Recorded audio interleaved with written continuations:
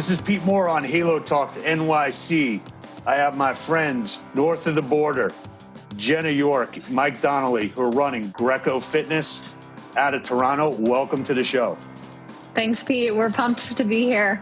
Yeah, great. So for having us. So for full disclosure, we are an investor, a passive investor, albeit, and a strategic, hopefully sounding board for the management team here. We got involved with Greco Fitness, which was a boutique operator out of Ottawa several years ago, and the company has now been moved to the epicenter of Ontario out of Toronto. And we believe that Greco is poised to become the top fitness boutique operator in all of Canada, which is not a small feat, but it is a mission. And I think you guys are on the path to get there. So let me start off, Jenna. Why don't you talk about your personal background and, maybe start back in Ottawa or Purdue, and being a swimmer and, turning your passion into profession. Okay. So I was born in Ottawa, born and raised, competitive swimmer for 17 years. So always into athletics, but found my passion in swimming.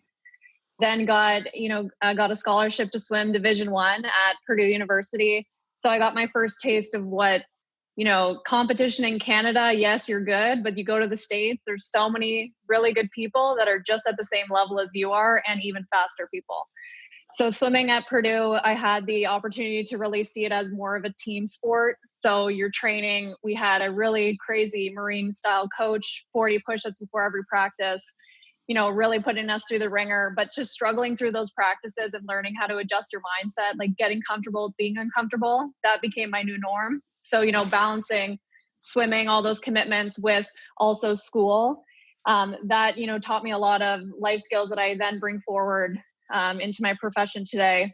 So during my time at Purdue, I actually broke my back, and I had swam with a broken back for over a year, and it was kind of misdiagnosed, kept telling me all these different things. But during that time, my mindset really shifted of, okay, I'm Jenna, I am a swimmer, I'm going to go to the Olympics. It now shifted to swimming is not my only identity. I have so many more things that I can do, but I still love the team. I still love swimming. So I'm going to continue doing this, but I'm also going to recreate who I am and what I'm going to be bringing to this world.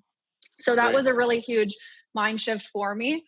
And then as far as, profession-wise, I always knew I loved business. So I studied marketing, accounting, business management. So I had double major, double minors.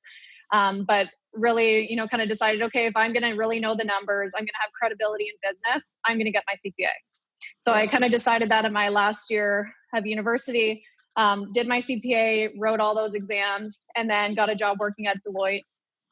Worked there out of the Chicago office, New York City office, getting as much, learning potential as I could, but knew that accounting was not for me. It was more of a stepping stone. And during that time, I actually moved to New York City. That's actually where we connected, Pete, and, tried all the boutique fitness concepts. Like, I love the idea that boutique fitness could not just be a way to, pound your body into the ground and get a good workout, but it could also be something social. So, the idea of boutique fitness with brunch, like an experience that you're also sharing with friends. So that's kind of where my love for fitness, I've always loved it, but it kind of came into a new development when I experienced these, all these different concepts in New York. Gotcha. So then I had this opportunity to come on and work for Greco. I'd actually been a Greco member when I was 16. I'd actually done some personal training. I'd done workouts, but I always got injured because I'm the kind of person that was like 100% or I don't go.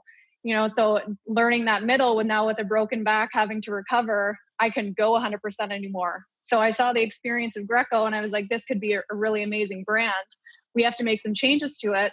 But I love this 360 approach to results, experience, community, but also a different workout every day. So that's, so that's kind of how everything came to be of, bringing my CPA into boutique fitness and merging those two worlds. Great.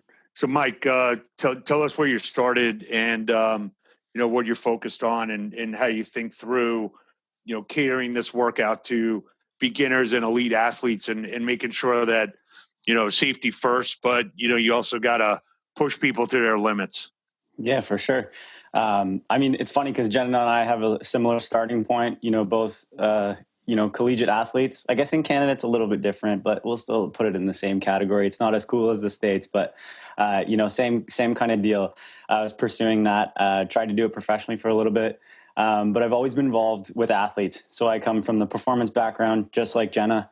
I have two younger brothers who I've always spent time working on, whether they liked it or not, kind of thing, I guess. So I've always been immersed in teams and clubs and, different sports. And I've always been kind of a chronic learner of different ways to get ahead, because that's what it all comes down to. If you're an athlete and you get an edge, you run with it, right? So circa before Jenna was involved with the company, I was actually involved with the locale, so our old corporate studio, which you remember quite vividly, I'm sure. And I was working with athletes kind of part-time. So I would bring my guys in, and it was a space for me to rent. And it was convenient. It was in the right place for me. But then one thing led to another, and I kind of started poking my head in what was going on upstairs. And I started looking at, okay, well, this is the general population, right? This is, a group of people are coming in, they're training. And then started asking questions and looking at things. And then one thing led to another. I said, okay, let me teach one of these. Let me try teaching a class. And then it all kind of spiraled off from there. So I started looking at, okay, well, this doesn't make sense. That doesn't make sense. We need to accommodate people who have low ability levels, but we need to also be not limiting in terms of what we offer to people who have high performance. And something that, when we set off to have a facility that accommodates people, I wanted to have a place where, if I want to go in as an ex-collegiate high-level athlete, I can go in with my mom, who has not exercised in, a great period of time, couple years, and we could both get the equivalent amount of workout. So, parameters were very important when we were shaping what Greco became. I wanted more of a constraint model more than a measurement model. So to, give a little bit of detail about, that is, measurement models, something like CrossFit would be for time, for reps, for weight, for, specific measurables that you could put something on. I think it was important for us to go the opposite direction and to provide framework. And framework allows a lot greater accommodation. So it allows us to have, this is where you perform that. And the way you can perform that and how heavy you can perform that can be varying amongst, tons of different ability levels. So I think the big thing is we saw there was a need to provide framework. There was a need to provide structure, guidance. It's complex. Like, I'm not going to lie, and anybody who's in S&C, strength and conditioning, performance background knows that this is deep stuff, and the biomechanics are complex and physiology is complex. Adaptation, heart rate, and aerobic capacity is complex. The body is very difficult to understand. So we wanted to make sure that we had a digestible format for that when it came to Greco. So we wanted to be able to accommodate all ability levels. That is done through all of our classes and our stations. You've been a part of that. You've seen it firsthand. You can have, a lot of people in there, but they can accommodate, many ability levels. You'll see, stuff from as light as 5 to 10 pounds to something as heavy to, 60 to 100, and it's all in the same space, but you kind of run your lane and you follow the, the weights and kind of the guidelines. So when we originally invested and started working with Tony, I guess it was, probably 4 years ago, the thing that really attracted us to the business, and, thankfully we were able to put a deal together with Jeff York, Jenna's father, and several investors out of Ottawa and several investors out of the States, was that there was a DNA to the business. There was a brand that was developed, and I kind of viewed, where the company was as almost like the ability to take a trampoline and start to jump off of it. We in the States, I get, as you can imagine with Integrity Square, I get business plans from, everybody and their brother and sister and uncle who says, hey, I'm going to do this cool, boot camp. It's going to be in an infrared environment. It's going to have, aerial trapeze and, and I'm just like, dude, like, are you making this shit up? Or is there some kind of method to this madness? Or you just don't like your current job and you thought of some cool shit and you want to create a class. Mm-hmm. I think there's a difference between creating a class and there's a difference between creating a company. Yep. So, Jenna, when you took the leap and said, hey, I don't want to do accounting anymore and wanted to go, take on this director of operations role at Greco, talk us through, as a a professional and entrepreneur, like, was there risk to that? Was it a no-brainer for you? Did you view it as like a natural progression based on your passion, or, how'd you think about that? I would say I'm always looking for opportunities to learn. So for me, in my heart, it was, okay, this is an awesome opportunity. I'm going to dive head first. For people around me, even family, wow, you're leaving a really comfy job at Deloitte and Touche to go and run a gym. I've had people say, oh, you run a gym. Like, yeah, I have ran a gym. I've worked in at the front desk position. I think it's super important to understand the full details of any business you're running. If you don't know the details, you don't know where to start when you're going to improve something. You don't know how your employees feel if you don't know what they go through on a day-to-day basis. So yeah, I love the opportunity to always be learning. I like being uncomfortable. I think there's so many more things to be exposed to other than sitting at a desk, running numbers on an Excel sheet. No offense to people that love that. We need all these different types of people in the world. But yeah, it was definitely not met with, wow, that seems like a great career path. There's a lot of risk involved with it, but I'm taking a risk on myself. So bring it on. Gotcha. So when you thought about, when we originally got involved in the business, and the business runs a certain way, and you've got franchisees, that are stakeholders, in the business, and have a flag and representing the brand. All those people that bought franchises were all, somehow either members before and started to, gravitate into becoming, studio owners. You come from a Deloitte and Touche background. I come from an investment banking background.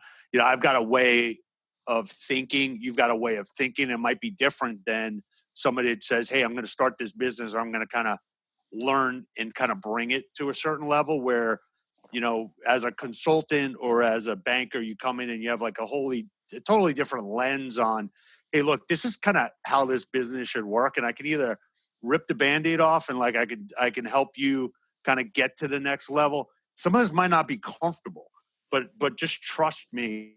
I was reading, actually, I was listening to this podcast yesterday. It was amazing. This guy, John Meacham, he was talking about FDR during like the Great Depression. And he basically just said to people, look, I don't know if everything I'm about to do is going to work, but we're going to try as many things that should work, and we're going to figure out which ones do.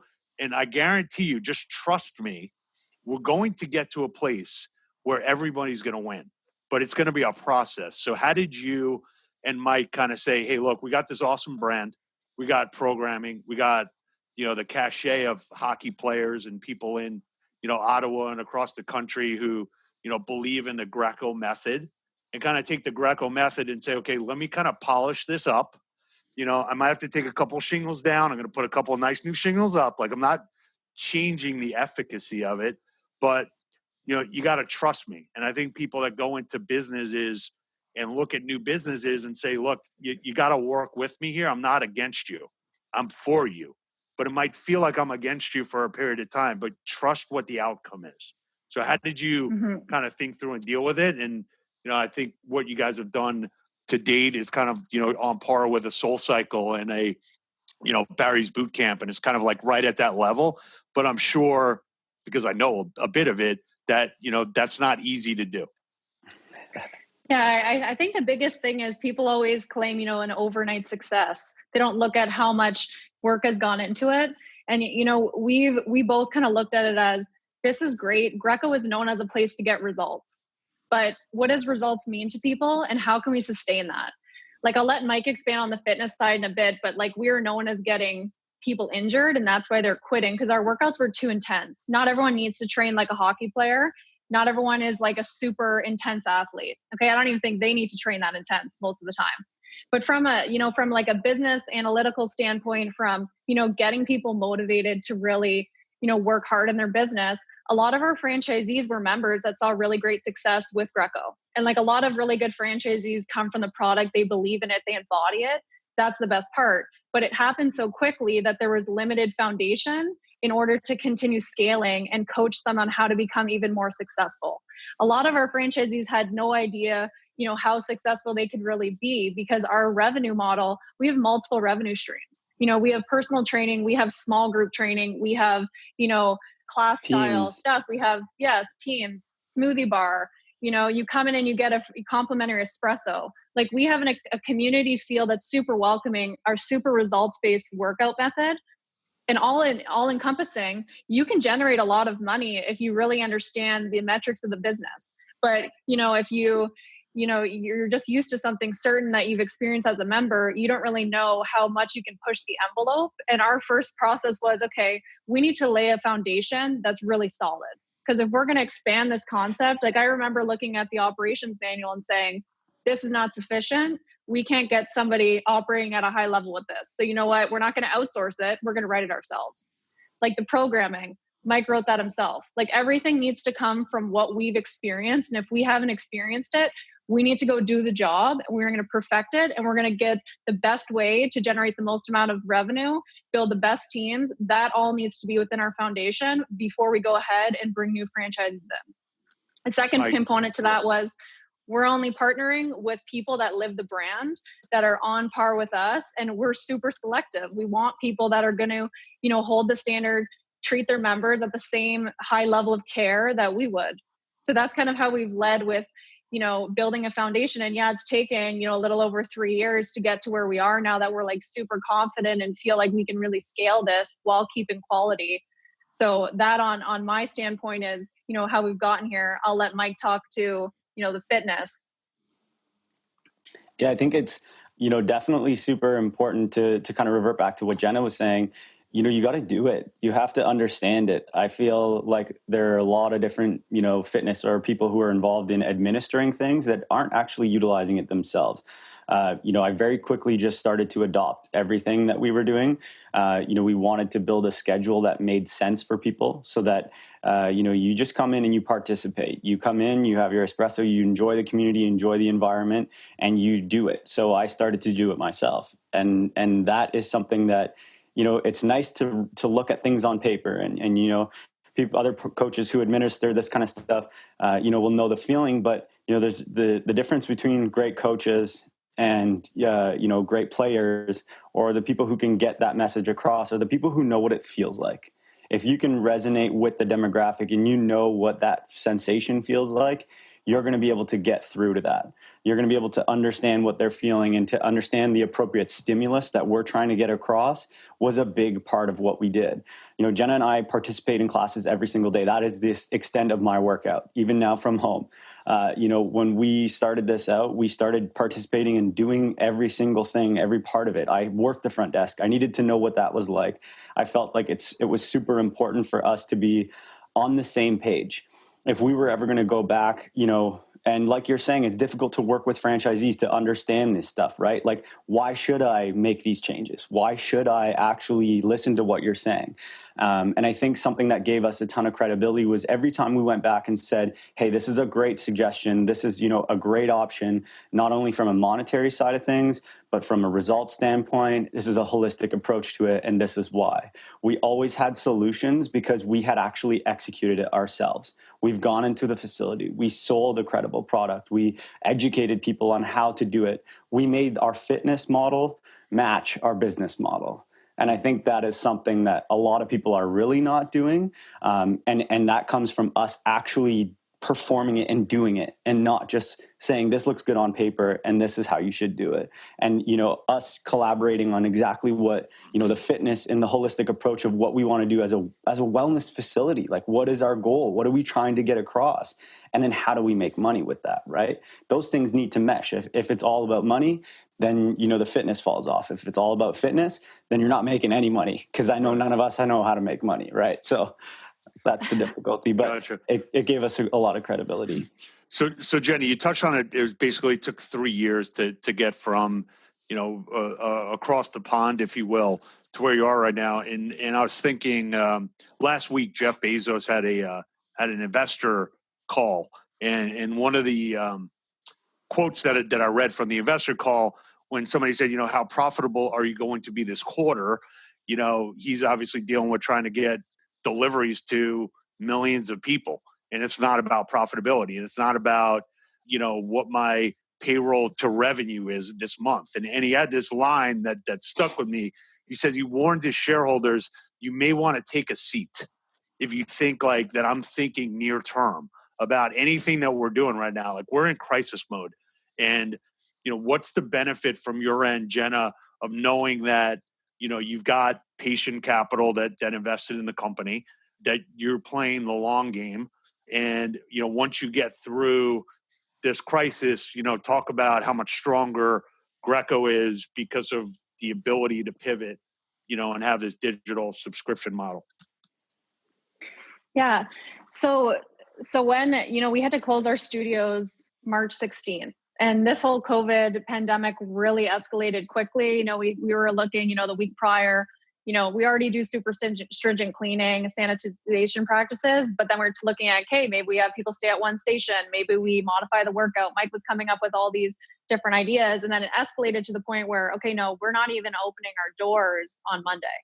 So I just remember, talking with Mike, it's like, okay, we would have never thought to go online because we're so confident on the experience we deliver in studio. We didn't think we could still give that experience online, but we didn't have a choice. We had to pivot really quickly. And we, at first it was, okay, let's build an on-demand library. That's the best on-demand. There's scalable variations, 3 different fitness levels. So anyone can do it at home with household items. That was stage 1.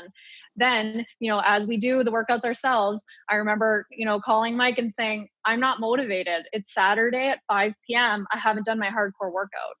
I'm not motivated to do these workouts. And I'm actually a more motivated person than our general population. Our Greco members are coming to us because they want routine, accountability, and results. They're not getting that if they're not feeling motivated to go do the workout. We need to come up with something better. So we put our heads together and we came out with, okay, let's go live. But we're not just going to go live once a day. We're not going to go live for free because we strongly believe that people need to, put something down, have something on the line to really commit. Okay, so we're not going to go live for free. We're not going to go live once. We're going live in a full-on virtual studio experience with up to 5 classes a day. And we're not going to just have Mike run them because our brand is not based on one person. It's based on all the people in our brand. We're going to hire the best trainers in our brand, get them working again, get our members working out again, and we're going to run a full-on schedule with the best people that we can offer and expose everyone in our brand to who, the best workouts. Everyone's going to program them together, and this is going to be the concept we roll out. Can't make the 5 classes a day, you're going to get replays. Can't, you don't want to, maybe your financial circumstances are not going to allow $3.25 a day right now. That's okay. We created an on-demand for $1 a day. We wanted all of our members to not miss a beat because at this time, it's really critical that your mental health is still intact. And all these changes, that's the thing that's taken the biggest hit. So how can we provide this experience online that matches us? Because we don't do anything half in. It needs to be amazing or we don't do it. And that's kind of how we live. Everyone we employ understands that. So we had to get all of our teams committed and our members trust that we're going to deliver a results-based workout at a really high level. So how do we make sure that all those boxes are checked when we go online? And then we rolled out Greco Method at home within 4 weeks, fine-tuned it. And now we have, close to 1,000 members that are on the platform and raving about it. Like, people aren't just awesome. liking it, and it's not a temporary thing. We want this to be hand in hand with our model because the fitness world is never going back to how it used to be. Our world will not be going how it's, back to what it used to be. So we need to adapt with the times, and we want to still be able to serve our members, whether they feel confident coming in the studio or whether they'd like to enjoy still staying working out online. So that was Mike, how we looked at it. Yeah. So Mike, as a director of fitness and programming, if you're like me, which I believe you're type AA or AAA, how comfortable or like kind of what went through your head with, saying like, okay, I get it. I'm kind of giving up some level of control. Like, people are going to start working out and I'm not going to be able to, necessarily spot them. I'm actually pleasantly surprised when I took 2 workouts online. I felt like I was kind of like the only guy on the screen because each one of the instructors was basically calling me out. But the point is, like, what over the last several weeks, like, how much confidence have you gained in the ability to maybe give up some control because you've already kind of created the efficacy of the workout, so you're confident that the methodology is your methodology without losing the safety concerns? Yeah, I think it's obviously everyone's, main concern is like, okay, you've experienced it in real life. All we care about is form. We're big movement practitioners. It's a part of our slogan. You burn fat, you build muscle with us, but you also improve how you move, and that's a major component of being able to continue to move. Right. So, yes, I'm a bit of a control freak when it comes to our fitness. I've been called hypervigilant, I guess, in the past, which is a unique terminology there. But so like Jenna was saying, I think it kind of reverts back to, the culture and the way that we've been creating not just a community for our members, but a community for our trainers and our staff, and the people who work, at our facilities are amazing. They're great people, and they've fully bought into the vision. They've fully bought into us, extending a credible fitness resource to as many people as we possibly can. And they've fully invested themselves into our actual model and into the parameters that we've created. You are going to give up a little bit of control when it comes to people administering their own stuff at home. But this kind of reverts back to the reason why we didn't just jump on Instagram and jump on Facebook and start doing live workouts. We kind of, we're bashing our heads together a little bit, trying to figure out, okay, well, everyone's going live. Like, we should probably go live. We should probably get on Instagram. We need to have a presence.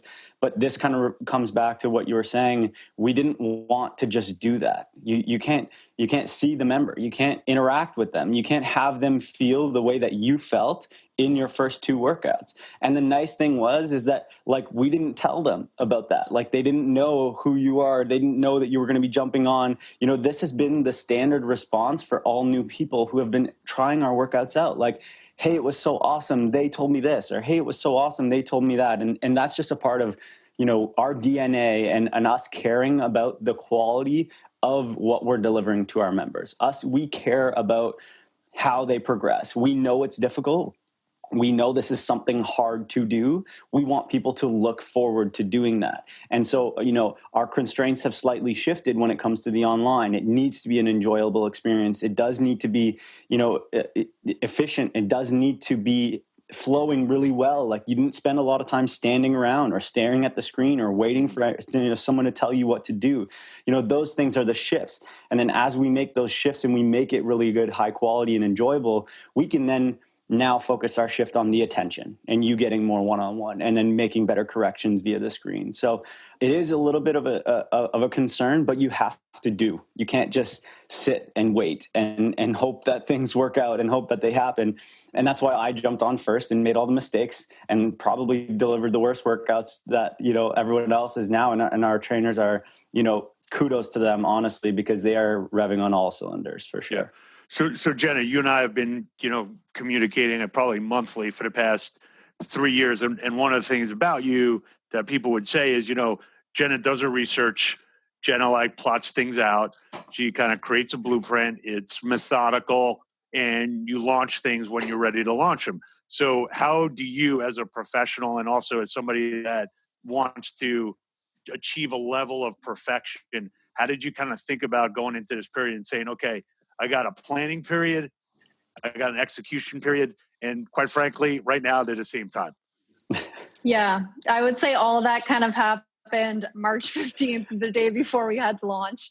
Luckily, we did have the I kind of go back and, I'm always told progress or perfection gets in the way of progress. And it's so true. And that's something that I really had to be like, hey, it doesn't need to be perfect, but it needs to be 80 to 90%.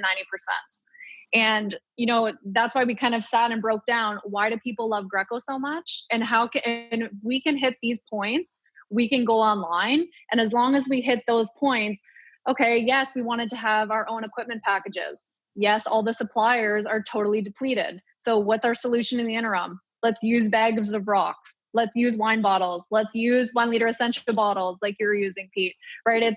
People don't need the perfect circumstances. We just need to show them that they can do what they need to do at home. And we need to show them how they can modify and bring solutions. So that was one example that we, had to just get over. But there's been a couple things like that. But I think as long as we stick to our core competency and we deliver upon that, nobody else notices the small things. We do. And that's why we just make them better as time goes on.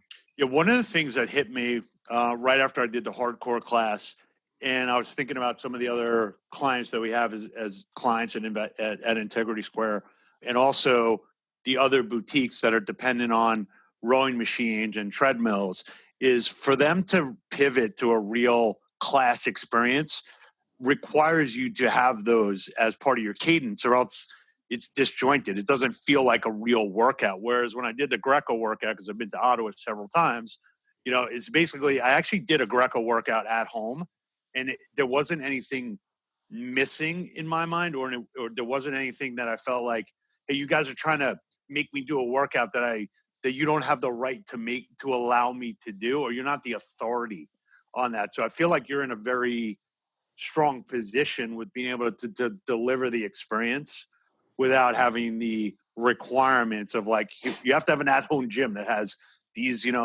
X numbers of machines that cost thousands of dollars. So how do you feel about that? And then we'll close here on, why don't you tell us how to get other people online, and how to, what website they need to go to? Yeah, so I think the biggest thing that we always stood by in our studios, and when we brought the brand to Toronto, is, why do you train? You don't train to be really good at running. Most people don't train to, be really good at rowing. They train for life. And what we do at Greco is we make humans resilient outside the studio. So yes, that's why we don't have Greco competitions, because Greco is about making people move better while still burning fat and building the muscle. So I think that has been really unique for us to see online, is that we can really bring the athletic movements that we do. Our trainers are amazingly creative. You're never going to see the same workout every day, but the things that they're being able to do and bring it online has been really, really cool to see. But it all stems from the fact that we don't rely on machines to get our members a good workout. Our coaches coach, and that's what people come to Greco for, is for our coaches pushing them to be better, cueing them to be better. So you don't spend a lot of time on machines during the day, which is, right, unfortunate, right? Life is in 3D.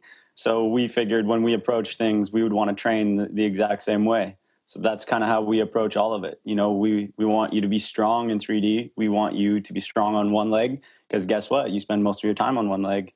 When you're walking, that's a one-legged movement. So, there's plenty of ways that you can move yourself, and you just need to take some thought and put it into it, and teach people how to do it. And it does take effort, and it does take time to do it. So it is more difficult, to our own detriment. But now, being morally just and sound, I guess, has put us in a more favorable position. But you got to move the right way in order to move often and for a long time. So cool.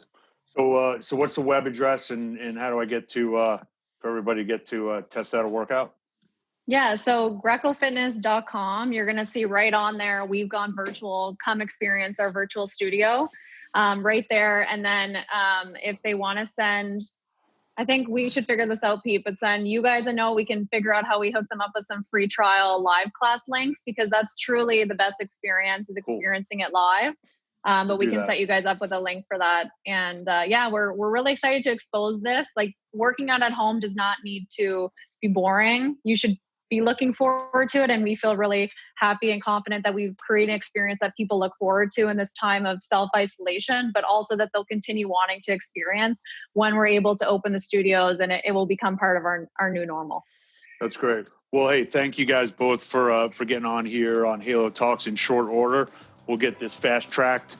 And just on a personal note, I want to let you know how proud I am of you guys and impressed with what you've done in a short period of time. And I think this is one of these defining moments that really take you to another level and give you and your team the confidence to say, yeah, bring on any other boutique fitness studio and bring them on, and we can, punch at that level. So congrats on what you did, and not just in Canada too. Checking in.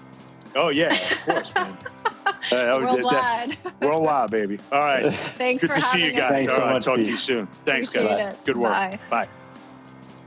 This is Pete Moore. As you know, I am a big believer in personal development. I got a time-saving opportunity here for you, recommending Dan Millman's 4 Purposes of Life. Go to audible.com/Halo Talks. You want to register there, get a free audiobook. It's $14.95 a month thereafter, giving you things that I do to make myself better, and hopefully it makes you better. Go Halo.